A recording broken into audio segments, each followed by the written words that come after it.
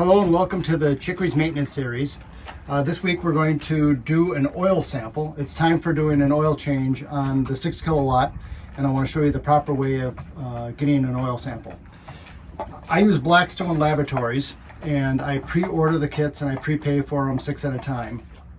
I just find it convenient, and they do a really great analysis because they give you a narrative after they do all the testing. They have a person review the test results and provide guidance and direction on how your engine is doing. So I think that's very helpful. They send these kits out, and there's a mailer that I send back, but this is a universal oil sample jar, and those oil sample jars work with kits. I happen to use oil analysis under my hood from www.undermyhood.com. It is a nice little sampler, and let me show you how this works. There's 2 ports in the bottom. One is a vacuum port, but if I put my finger over this and pull on this pump, you can see that it sucks. And the other one is for a piece of plastic hosing that will be put through there, and it will draw a vacuum on this entire bottle once I screw this on, and it will pull oil into the sample kit without having any contamination from anything else. So I'm going to show you how this works. I'm going to set these things aside. I'm going to pull out my dipstick and clean it off as it comes out. And I want to be careful that I don't make this tube so long that I send it to the bottom of the oil pan and pick up a bunch of crud. I want to have the oil in suspension, all of the contaminants in suspension. You're best to run your engine for like 3 minutes just to circulate the oil to make sure that none of the contaminants have dropped out. And how I'm going to go about making sure that I am drawing from the middle of the oil pan is I'm going to use the dipstick as a reference. So I'm going to not go any deeper than the dipstick. I'm going to go to where the end is of the dipstick, and I'm going to mark that with my finger. I'm going to put a piece of blue tape on there.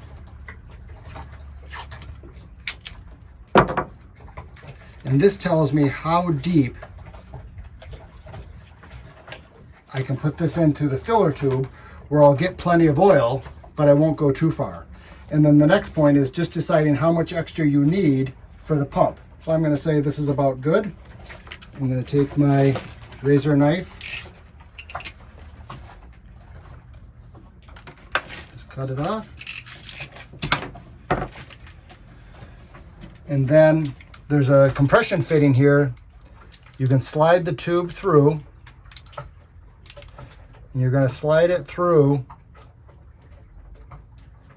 until it comes out. So what you want to do is make sure that when the oil comes out of this sampling port here, that it drops into the collection container, but doesn't contaminate the pump, because we want to be using this pump over and over and over again, and we want to keep it as clean as possible.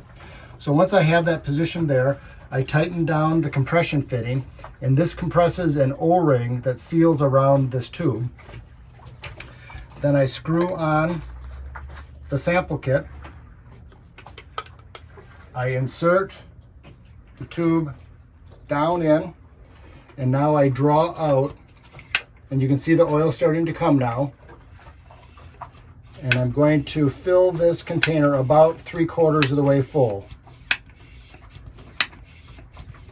Blackstone says that they only need, like half of this to do the test. So the container is oversized, so you don't have to go crazy.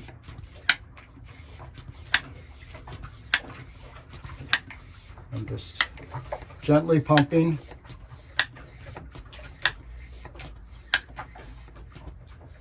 And I'm going to say that's good. I'm going to pull it out of the oil so that I have air. And I don't know if you can hear that, but what I'm doing is I'm trying to clean out as much of that tube's oil as I can. I'm going to take my paper towel.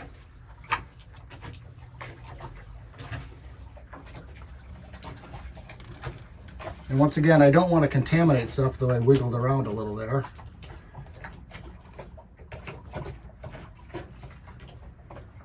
One more little drop.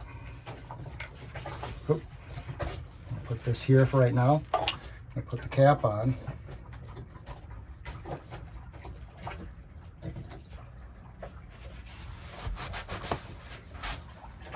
So the next step I want to do is I want to loosen the nut just a little bit. Trying to make it so you can see it. And I'm going to slide it out a little bit so that I can clean it off completely.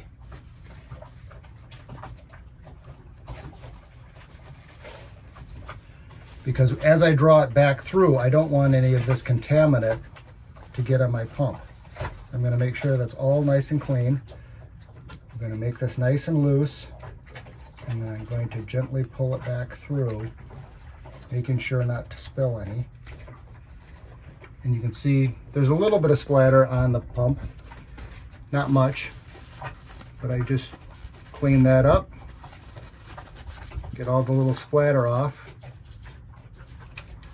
And this is decontaminated for next time's usage. I'm going to put that away. I'm going to put this for safekeeping right there. I will be writing down the number of hours on the engine, what oil I used, and if I added any oil in between oil changes, which I did not do. So that's how you do oil analysis removal from the engine. That's going to end this video. Thank you for viewing, commenting, liking, and subscribing. Until next week, bye.